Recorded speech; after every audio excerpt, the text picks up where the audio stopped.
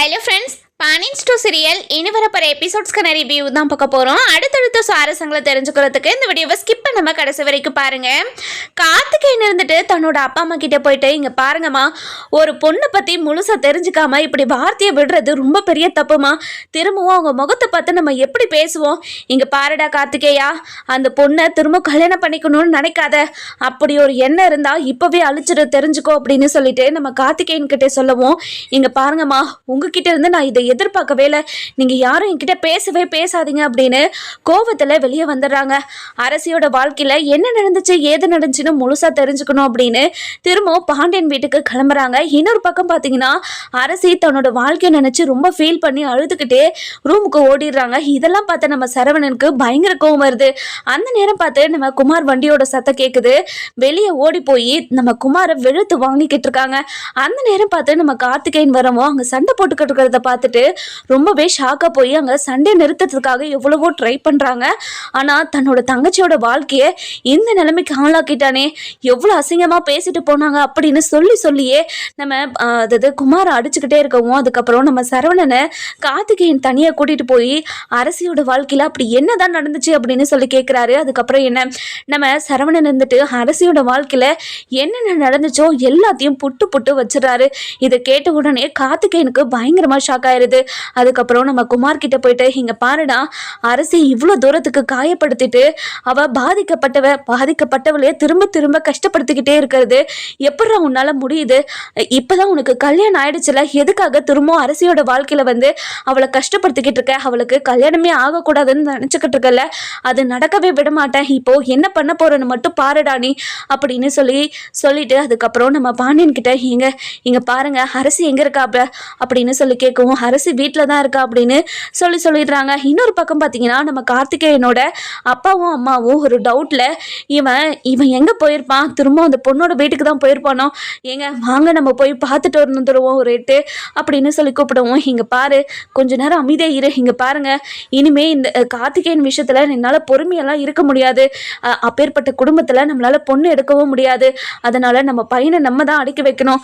வாங்க போயிட்டு வந்துடலாம் அப்படின்னு சொல்லிட்டு நம்ம கார்த்திகேயனோட அப்பாவும் அம்மாவும் திரும்பவும் நம்ம பாண்டியன் வீட்டுக்கு கிளம்பிக்கிட்டு இருக்காங்க. இந்த பக்கம் நம்ம கார்த்திகேயன் இருந்துட்டு அரசி கிட்ட போயிட்டு, இங்க பாரு அரசி, நீ எதுக்காக அழுதுகிட்டு இருக்க? நீ எந்த ஒரு தப்புமே பண்ண கிடையாது. எந்த ஒரு தப்புமே பண்ணாம பாதிக்கப்பட்டது நீ. எதுக்காக இவ்வளோ கஷ்டப்பட்டு இவ்வளோ கில்ட்டியா அழுதுகிட்டு இருக்கணும்? இப்படி அழுகணுன்ற அவசியம் உனக்கு கிடையவே கிடையாது. நீ வா அப்படின்னு சொல்லிட்டு கையை பிடிச்சி கூட்டிட்டு வந்து நம்ம குமார் முன்னாடி நிக்க வைக்கிறாங்க. இங்க பாருடா, அரசி கல்யாணமே பண்ணிக்க கூடாது, அவ வாழ்க்கையில சந்தோஷமாவே இருக்கக்கூடாதுன்னு நினைச்சுதானே நீ இது எல்லாத்தையும் பண்ணிக்கிட்டு இருக்க.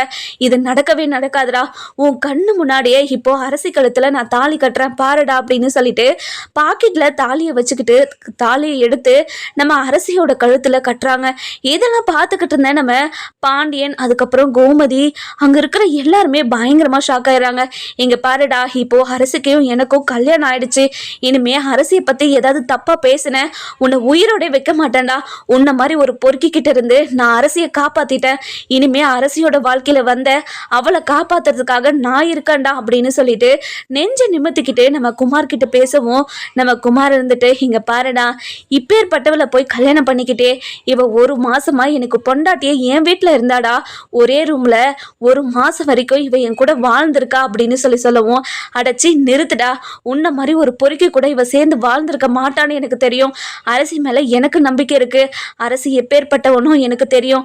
இவளை பத்தி நீ என்கிட்ட சர்டிபிகேட் கொடுக்காத சரியா அப்படின்னு சொல்லி நம்ம குமார் கிட்ட சொல்லுவோம். குமார் இருந்துட்டு, இங்க பாருடா, உன்னோட வாழ்க்கை நாசமா போயிடுச்சேடா. இப்படி ஒரு பொண்ணை கல்யாணம் பண்ணிக்கிட்டே உன்னோட வாழ்க்கை அவ்வளோதானா, நாங்க என்ன பண்ண முடியும் அப்படின்னு சொல்லிட்டு நம்ம குமார் ரொம்பவே கேவலமா பேசிக்கிட்டு இருக்கவும், நம்ம கார்த்திகேயனுக்கு பயங்கர கோவம் வந்து அப்படியே ஒரே அடி பல்லாருன்னு கொடுத்துட்றாரு. இங்க பாருடா, என் பொண்டாட்டியை பத்தி திரும்ப ஏதாவது பேசின உன்னை சும்மாவே விட மாட்டேன்டா. என்னடா திமிரு உனக்கு அப்படின்னு சொல்லிட்டு பயங்கரமா கோபத்துல கத்திக்கிட்டே இருக்கவும், இதெல்லாம் பார்த்துக்கிட்டு இருந்தேன் நம்ம பாண்டியன் இருந்துட்டு, தம்பி என்ன தம்பி திடீர்னு அரசியோட கழுத்துல தாலி கட்டிட்டீங்க? இங்க பாருங்க அத்தை, இனிமே அரசியை யார் முன்னாடியும் விட்டு கொடுக்கறதுக்கு எனக்கு விருப்பம் இல்லாத, அதனாலதான் அரசியை கல்யாணம் பண்ணிக்கிட்டேன். என்னை மன்னிச்சிருங்க.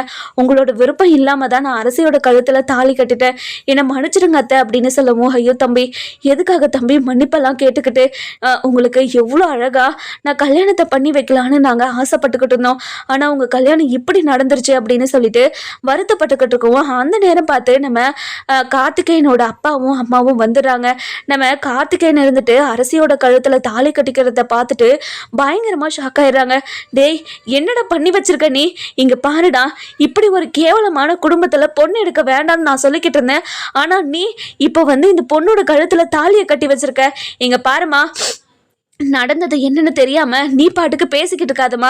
எதுக்காகம்மா இப்படியெல்லாம் பேசிக்கிட்டு இருக்க? இங்க பாருமா, இந்த விஷயத்த இப்படியே விட்டுட்டு நான் அரசியை கூட்டிட்டு வரேன். நான் அரசியை கூட்டிட்டு வரும்போது நீங்க 2 பேரும் ஆரத்தி எடுத்து வைங்க. இங்க பாருடா, இந்த பொண்ணை கல்யாணமே பண்ணிக்க கூடாதுன்னு சொல்லிக்கிட்டு இருந்தேன்னா இப்போ உங்க 2 பேருக்கும் ஆரத்தி வேற எடுத்து வைக்கிறாங்களோ? கண்டிப்பா என்னால முடியவே முடியாதுடா. எப்படா உன்னால இப்படி ஒரு காரியத்தை பண்ண முடிஞ்சிருச்சு? இங்க பாருங்க, என் பையனை என்னங்க பண்ணீங்க? வசியம் போட்டு ஏதாவது மைக் இதை வச்சுட்டீங்களா? என் பையன் என் பேச்சை கேட்காம ஒரு நாள் கூட இருந்ததே கிடையாது.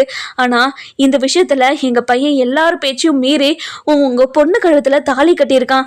அப்படி உன் பொண்ணு என்னத்த சொல்லி மைக்கு வச்சிருக்கா அப்படின்னு சொல்லி நம்ம அரசியை அசிங்கப்படுத்தி பேசிக்கிட்டு இருக்கோம். இங்க பாருமா, நானும் பொறுத்து பொறுத்து போய்கிட்டு இருக்கேன். நீங்க பாட்டுக்கு பேசிக்கிட்டே இருக்கீங்க. நீங்க இப்படி எல்லாம் பேசுவீங்கன்னு நான் எதிர்பார்க்கவே இல்லம்மா. ஒரு பொண்ணை பத்தி முழுசா தெரிஞ்சுக்காம எப்படிமா அந்த பொண்ணை பத்தி கண்ணப்படி பேசிக்கிட்டீங்க? இதெல்லாம் ரொம்ப தப்புன்னு உங்களுக்கே தெரியாதம்மா. அதுவும் உங்களுக்கு ஒரு பொண்ணு இருந்து இந்த பொண்ணு இந்த நிலைமையில இருந்து நீங்க அப்ப மற்றவங்க உங்க பொண்ணை பத்தி இப்படி தப்பா பேசுனா உங்களுக்கு எப்படிமா இருக்கும்? அதே மாதிரி தானே அத்தைக்கும் மாமாக்கும் இருக்கும். அவங்க எவ்வளவு வருத்தப்படுவாங்க. அரசியோட வாழ்க்கையில நடந்தது எல்லாமே உண்மைதாமா. ஆனா அரசிக்கு கல்யாணம்லாம் நடக்கல. அரசி கழுத்திலே அவளே தானா தாலியை கட்டிக்கிட்டு தான் அந்த குடும்பத்துல போய் அவனை பழி வாங்கறதுக்காக இருந்திருக்கா. நிறைய விஷயம் நடந்திருக்குமா. பாதிக்கப்பட்டது அரசி தான். அரசியை போய் இப்படி தப்பாலாம் பேசாதீங்க அப்படின்னு சொல்லவும் இதை கேட்ட பாண்டியன் இருந்துட்டு, இங்க பாருங்க தம்பி, எதுக்காக தம்பி புரியாதவங்களுக்கு நீங்க புரிய வச்சுக்கிட்டு இருக்கீங்க? நீங்க அரசியோட கழுத்துல தாலி கட்டினது ரொம்ப பெரிய தப்பு.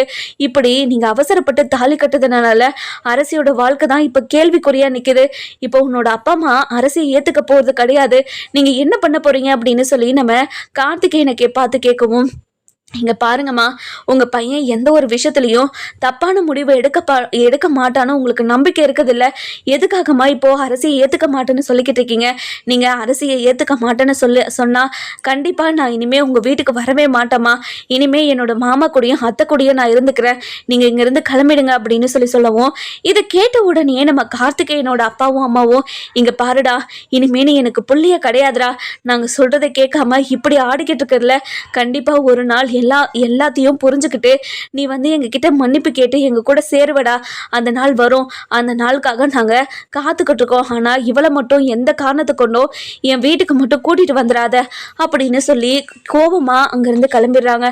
அதுக்கப்புறம் கோமதி இருந்துட்டு ரொம்பவே எமோஷ்னலா நம்ம கார்த்திகேயன் கிட்ட போயிட்டு, இங்க பாருங்க தம்பி, இவ்வளோ எதிர்ப்பையும் மீறி எதுக்காக என் பொண்ணு கழுத்துல நீங்க தாலி கட்டணும்? உங்க பெத்தவங்களை எதிர்த்து எதுக்காக அரசிக்காக இப்படி ஒரு விஷயத்த பண்ணணும்? இங்க பாருங்க அத்தை, நான் இது நாள் வரைக்கும் எந்த ஒரு பொண்ணுக்கிட்டையுமே அரசிக்கிட்ட ஃபீல் பண்ண மாதிரி எந்த ஒரு பொண்ணுக்கிட்டையுமே நான் ஃபீல் பண்ணதும் இல்லை. நான் என்னன்னு தெரியல, அரசியை மட்டும்தான் நான் கல்யாணம் பண்ணிக்கணுன்ற எண்ணம் என் மனசுக்குள்ள எப்பவும் வந்துருச்சு. அதனாலதான் அரசியை கல்யாணம் பண்ணிக்கிட்டேன். என்னை மன்னிச்சிருங்க அத்தை. உங்களோட விருப்பம், இந்த வீட்டில் இருக்கிறவங்களோட விருப்பம், அரசியோட விருப்பம் கூட கேட்காம நான் அரசியோட கழுத்துல தாலி கட்டிட்டேன். இது மிகப்பெரிய தப்புன்னு எனக்கு தெரியும். என்னை மன்னிச்சிருங்க அரசி. நீயும் என்னை மன்னிச்சிரு அரசி. இங்க பாருடா, திரும்ப அரசியோட வாழ்க்கையில ஏதாவது பிரச்சனை பண்ணணும்னு நினைச்சேன், உன்னை சும்மாவே விடமாட்டேன் அப்படின்னு சொல்லிடுறாங்க. அதுக்கப்புறம் என்ன, நம்ம அது சரவணன் இருந்துட்டு, சரிங்க சரிங்க சரிங்க மாப்பிள்ள, நீங்க முதல்ல உள்ள வாங்க, உள்ள போய் எல்லாத்தையும் பேசிக்கலாம். இங்க பாருடா, என் தங்கச்சியோட வாழ்க்கை நல்லா இருக்க கூடாதுன்னு தானே இப்படி எல்லாம் பண்ண. இங்க பாருடா, என் தங்கச்சிக்கு இப்போ கல்யாணம் ஆயிடுச்சு. இனிமே அவ சந்தோஷமா தாண்டா வாழ போறா. அதுவும் கண்ணு முன்னாடியே தான் வாழ போறா அப்படின்னு சொல்லிட்டு இவங்க 2 பேருமே உள்ள கூட்டிட்டு போறாங்க. போன உடனே நம்ம கார்த்திகேயன் இருந்துட்டு, இங்க பாருங்க எல்லாருமே என்னை மன்னிச்சிருங்க. உங்க எல்லாரோட எந்த ஒரு விருப்பமும் இல்லாம அரசியோட கழுத்துல தாலி கட்டினது மிகப்பெரிய தப்பு தான். ஆனா அரசிக்கு கல்யாணமே ஆகாதுன்னு அவன் பேசிக்கிட்டு இருக்கிறத பார்த்து என்னால சும்மா இருக்க முடியல. ஏதோ கோவத்திலையும் ஆவேசத்திலையும் இப்படி பண்ணிட்டேன். நான் பண்ணது தப்புன்னு உங்களுக்கு தோணுச்சுன்னா என்னை மன்னிச்சிருங்க அப்படின்னு சொல்லவும், இதை கேட்டு செந்தில இருந்துட்டு, இங்க பாருங்க, நீங்க பண்ணது தப்பா சரியான்றதுக்கெல்லாம் பேச்சு இல்லை. ஆனா இப்போ உங்க அப்பா அம்மா உங்களை வெறுத்துட்டு போகிறேன்னு சொல்கிறாங்களே, அவங்கள பற்றி நீங்கள் என்ன நினைக்கிறீங்க அப்படின்னு சொல்லி கேட்கவும், என்னோட அப்பா அம்மா கோவத்தில் தான் போகிறவங்கள தவிர எந்த ஒரு வெறுப்போடையும் எங்களை இனிமேல் ஏற்றுக்கவே கூடாதுன்ற எண்ணத்துலையும் கிடையாது. கண்டிப்பாக ஒரு நாள்லையோ 2 நாள்லையோ என்னை பார்க்க முடியாமல் தவிச்சு போய் வந்து இந்த வீட்டில் நிற்க தான் போகிறாங்க. வந்து நின்று என்னை இங்கேருந்து கூட்டிகிட்டு போக தான் போகிறாங்க. அதையும் நீங்கள் பார்க்க தான் போகிறீங்க. அது வரைக்கும் நான் இந்த வீட்டில் இருந்துக்கலாமா, நான் இருக்கிறதுக்கு நீங்கள் பெர்மிஷன் கொடுப்பீங்களா அப்படின்னு சொல்லி கேட்கவும், ஐயோ தம்பி, என்ன தம்பி இப்படியெல்லாம் பேசுகிறீங்க, கண்டிப்பாக நீங்கள் இந்த வீட்டில் இருக்கலாம் அப்படின்னு சொல்லிடுறாங்க. அதுக்கப்புறம் நம்ம மீனா இருந்துட்டு,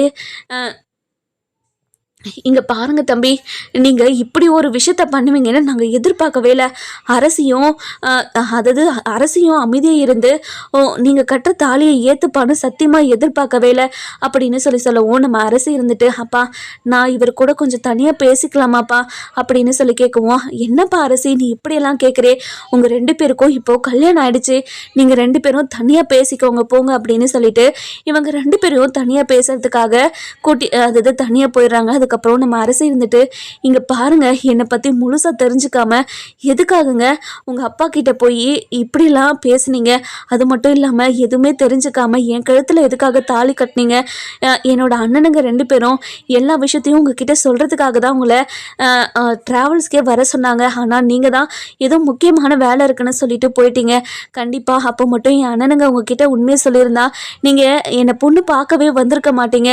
எதுக்காகங்க நான் வந்து உங்களை என்னை கல்யாணம் பண்ணிக்க சொன்னேன்னா எதுக்காகங்க இப்படி ஒரு விஷயத்த நீங்கள் பண்ணீங்க அப்படின்னு சொல்லி கேட்கவும், இங்கே பாருங்க அரசி, நான் இப்போவும் சொல்கிறேன், உண்மையாக தான் நான் உங்களை லவ் பண்ணுறேன், உங்களை காலத்துக்கும் சந்தோஷமாக வச்சு பார்த்துக்கணும்னு நினைக்கிறேன்.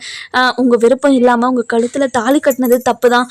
அது தப்புனா இப்போவே அந்த தாலியை கழட்டி கொடுத்துருங்க, நான் இங்கேருந்து கிளம்பிடுறேன், என்னை மன்னிச்சிருங்க அரசி, உங்களுக்கு என்னை கல்யாணம் பண்ணிக்கிட்டதில் விருப்பம் இருக்கா அப்படின்னு சொல்லி கேட்கவும், இங்கே பாருங்கள், எனக்கு எப்போ என்னோட அப்பா உங்களை கல்யாணம் பண்ணிக்க கொடுக்குறேன்னு சொன்னாரோ அப்பத்துலேருந்து உங்களை என்னோட புருஷனாவே நினைக்க ஆரம்பிச்சிட்டேங்க. அது ஒரு பக்கம் இருந்தாலும் உங்களோட அப்பா அம்மா இப்போது என்னால் உங்களை வெறுத்து ஒதுக்குற மாதிரி அடிச்சிங்களே, அதுதான் எனக்கு ரொம்ப ரொம்ப கஷ்டமாக இருக்குது, என்னால் அது தாங்கவே முடியலைங்க அப்படின்னு சொல்லவும், இங்கே பாருங்க அரசி, நீங்கள் அதை பற்றியெல்லாம் கவலையே படாதீங்க.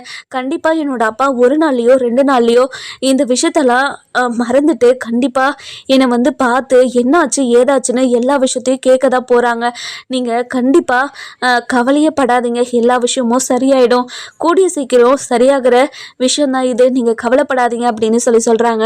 இவங்க 2 பேரும் பேசிட்டு வீட்டுக்கு எல்லாரும் ஹாலுக்கு வந்துடுறாங்க. வந்த உடனே நம்ம சரவணன் வந்துட்டு, அப்பா இவங்களுக்கு இன்னைக்கு தான் கல்யாணம் நடந்திருக்கு, நம்ம ரிசப்ஷன் மாதிரி பெருசாக ஏதாவது வச்சிடலாமா அப்படின்னு கேட்கவும், இதை கேட்ட உடனே நம்ம கார்த்திகேயன் இருந்துட்டு, இங்கே பாருங்கள், கண்டிப்பாக என்னோட அப்பா அம்மா ஒரு நாள்லையோ 2 நாள்லையோ என்னை பார்க்க வருவாங்க, அப்போ அவங்கள வச்சு நம்ம எல்லா விஷயத்தையும் பேசிக்கலாமே, அதுக்கப்புறமும் நம்ம ரிசப்ஷன் வைக்கிறதா என்ன ஏதுன்னு அவங்கள வச்சு பேசிக்கலாம், இதில் நான் இப்படி சொல்கிறது உங்களுக்கு சரின்னு தோணுச்சுன்னா சொல்லுங்கள், இல்லைனா நீங்களே முடிவு பண்ணிக்கோங்க அப்படின்னு சொல்லுவோம். தம்பி என்ன தம்பி சொல்கிறீங்க, உங்கள் அப்பா அம்மா இல்லாமல் இதை செய்யணும்னு நாங்கள் என்றைக்குமே நினச்சது கிடையாது, கண்டிப்பாக உங்கள் அப்பா அம்மா வந்து அவங்கள கலந்து பேசிக்கிட்டே நம்ம இதை முடிவு பண்ணிக்கலாம், அது வரைக்கும் நீங்கள் இங்கவே இருங்க அப்படின்னு சொல்லிடுறாங்க.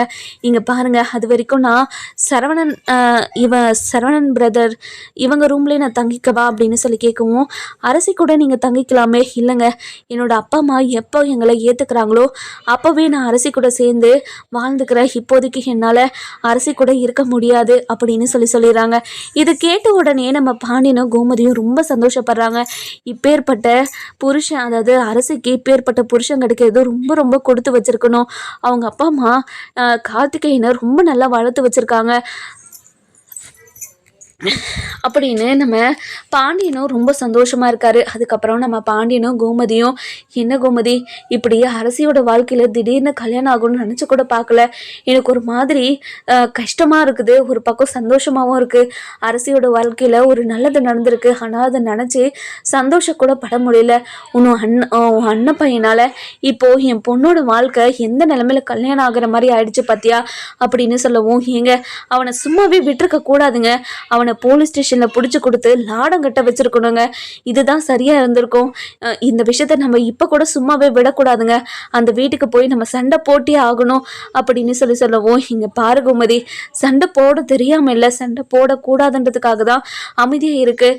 இவங்க தள்ளி தள்ளி போக போக தான் இன்னும் பெருசாக சண்டையை உருவாக்கிக்கிட்டே இருக்காங்க. நீ சொல்கிறதும் சரிதான், இந்த விஷயத்த நம்ம இப்படியெல்லாம் விடக்கூடாது, நம்ம போய் கேட்டுட்டு வருவோம் அப்படின்னு சொல்லிட்டு நம்ம பாண்டியன், கோமதி, செந்தில், அதுக்கப்புறம் நம்ம சரவணன், அதுக்கப்புறம் பழனி, சுகன்யான்னு எல்லாருமே எதிர் வீட்டுக்கு போகிறாங்க.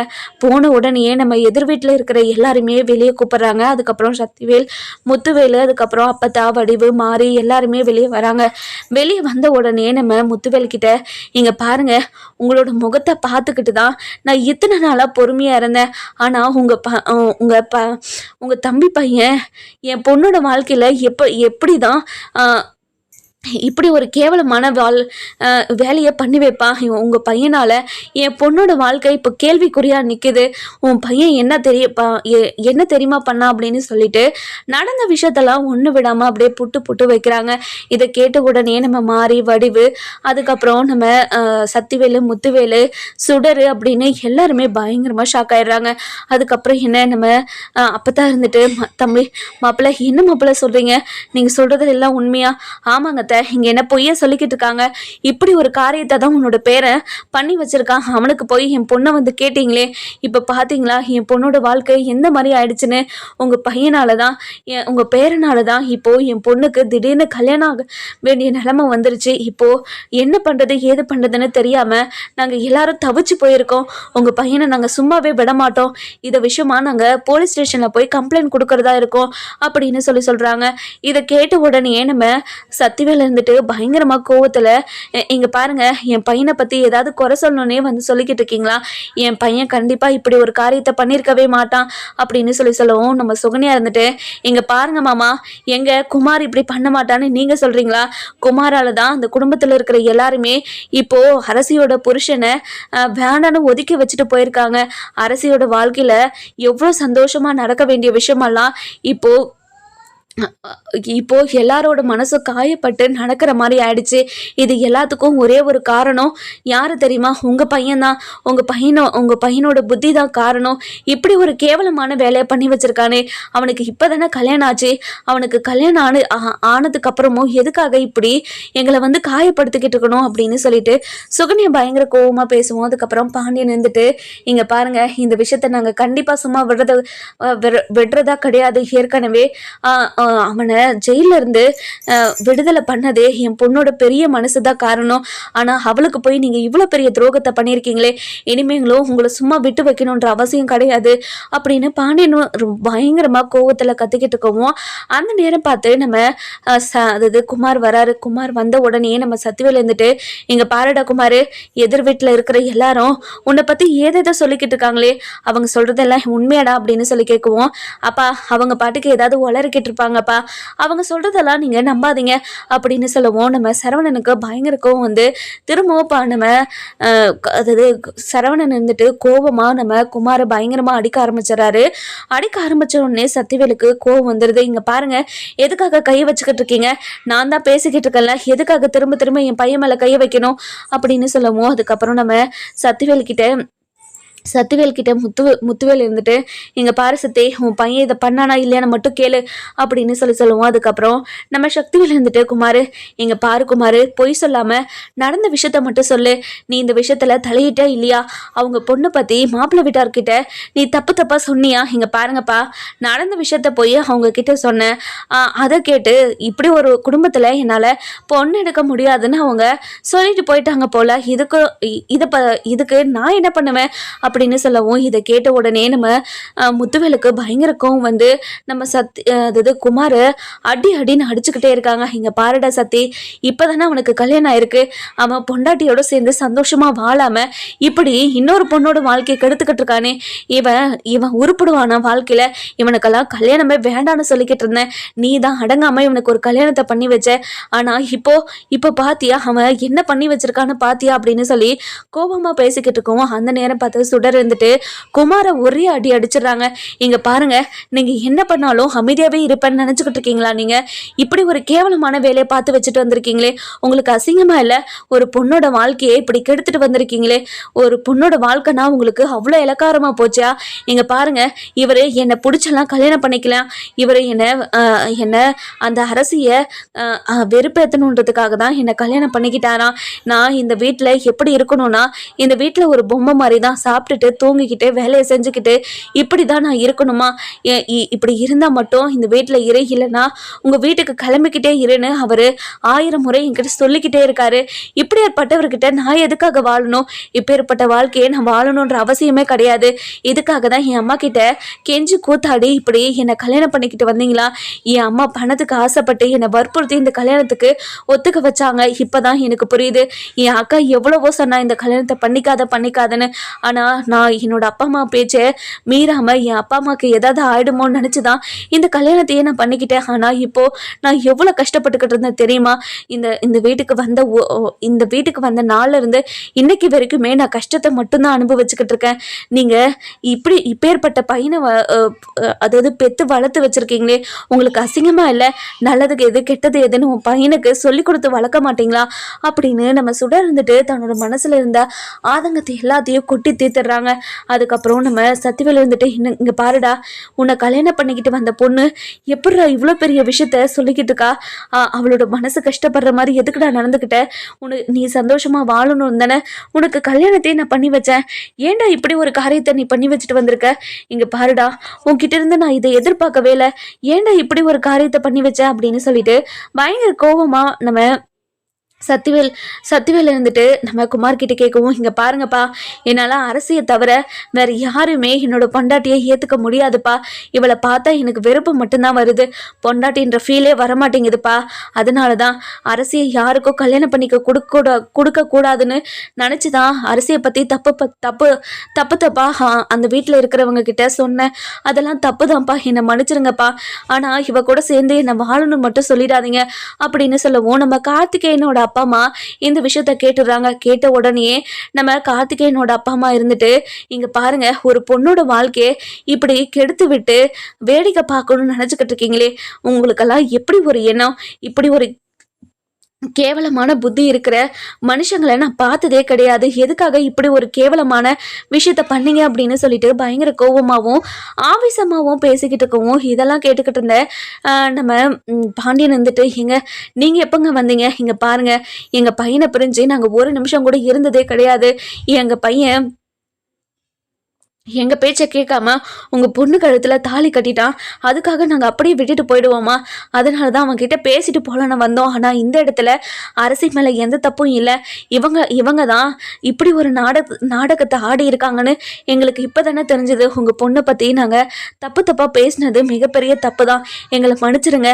இங்கே பாருங்கள், ஒரு பொண்ணோட சாபத்தில் மட்டும் போய் விழுந்துடவே கூடாது. அந்த பொண்ணோட மனசு எவ்வளோ காயப்பட்டுச்சோ அதை விட அதிகமாக நீங்கள் வாழ்க்கையில் கஷ்டப்படுவீங்க. இந்த மாதிரிலாம் பண்ணாதீங்க அப்படின்னு சொல்கிறாங்க. அதுக்கப்புறம் நம்ம குமார் வந்துட்டு, இங்கே பாருங்க, அரசியை பற்றி சொன்னது எல்லாமே உண்மைதான். உங்கள் பையன்தான் அதை பற்றிலாம் யோசிக்காம ஒரு கேடுகட்டவளை கல்யாணம் பண்ணிக்கிட்டான். உங்கள் பையனோட வாழ்க்கை அதோ கதி தான் அப்படின்னு அங்கே இருக்கிற எல்லாரும் முன்னாடியுமே அரசியை பற்றி தப்பாக பேசவும், இதெல்லாம் கேட்டுக்கிட்ட முத்துவேலுக்கு கோபம் வந்து அப்படியே ஒரே அடி அடிச்சிடுறாங்க. இங்கே பாருடா, இதுக்கு மேலே உனக்கு மரியாதையே கிடையாது. அவங்க எல்லாரும் உன் மேலே கேஸ் கொடுக்குறேன்னு சொல்லியிருக்காங்க. நானே சொல்லுவேன், இவங்க எல்லாருமா சேர்ந்து உன் மேலே கேஸ் கொடுக்க சொல்லி நானே சொல்லுவேன். போய் நீ ஜெயில் தின்னாதாண்டா உனக்கு புத்தி வரும், இல்லைன்னா உனக்கு கண்டிப்பா புத்தியே வராது அப்படின்னு சொல்லவும், அதுக்கப்புறம் நம்ம கார்த்திகேயன் இருந்துட்டு, இங்க பாருங்க, இவர் மேல நீங்க யாரும் கேஸ் கொடுக்கவும் தேவையில்ல, இவர் ஜெயிலுக்கு போகவும் தேவையில்ல. அரசியும் நானும் சந்தோஷமா வாழ்றத பார்த்து இவனுக்கு நாங்க 2 பேரும் சந்தோஷமா வாழ்றது தான் இவனுக்கு கொடுக்குற பெரிய தண்டனையே. இங்க பாருடா, உன்னை நம்பி வந்தவளை நீ கைவிட்டுட்டு அவ கூட சேர்ந்து வாழாம இப்படி ஒவ்வொரு நாளும் அந்த பொண்ணுக்கு கொடுமையான வாழ்க்கையை கொடுத்துக்கிட்டு இருக்கே, அது மிகப்பெரிய தப்பு. உனக்கு பிடிக்கலனா இந்த கல்யாணத்தை நீ பண்ணியிருக்கவே கூடாது. அதை விட்டுட்டு அந்த பொண்ணோட வாழ்க்கையை நாசம் பண்ணிட்டு இன்னொரு பொண்ணோட வாழ்க்கையும் நாசம் பண்ணணும்னு நினச்சிக்கிட்டு இருக்க பார்த்தியா, அது மிகப்பெரிய கேவலமான ஒரு எண்ணம். அந்த எண்ணத்தை அழிச்சிட்டு நீ உன்னை நம்பி வந்தவளை நீ சந்தோஷமா பார்த்துக்க முயற்சி பண்ண. இல்லைனா அந்த வாழ்க்கையும் உனக்கு கைவிட்டு போய் நீ யாருமே இல்லாத அனாத மாதிரி ஆயிடுவ. அப்பதான் உனக்கு புரியும் நம்ம பண்ணது எவ்வளோ பெரிய தப்புன்னு. அந்த தப்பை உணர்ந்து முதல்ல உன்னை கைப்பிடிச்சிட்டு வந்தவளை சந்தோஷமா வச்சு வாழப்பாரு அப்படின்னு சொல்லி புத்தி சொல்றாங்க. இதெல்லாம் கேட்டுக்கிட்டு இருந்தேன் நம்ம அது பாண்டியன் கோமதி வீட்டில் இருக்கிற எல்லாருமே ரொம்பவே சந்தோஷப்படுறாங்க. அதுக்கப்புறம் என்ன, நம்ம குமார் இருந்துட்டு தான் செஞ்சதெல்லாம் தப்புன்னு உணர்வாரா மாட்டாருன்னு சொல்லிட்டு நம்ம வர எபிசோட்ல பார்க்கலாம். இந்த வீடியோ உங்களுக்கு பிடிச்சிருந்தா லைக் பண்ணுங்க, சப்ஸ்கிரைப் பண்ணுங்க, மறக்காம பெல் ஐகானையும் கிளிக் பண்ணிக்கோங்க.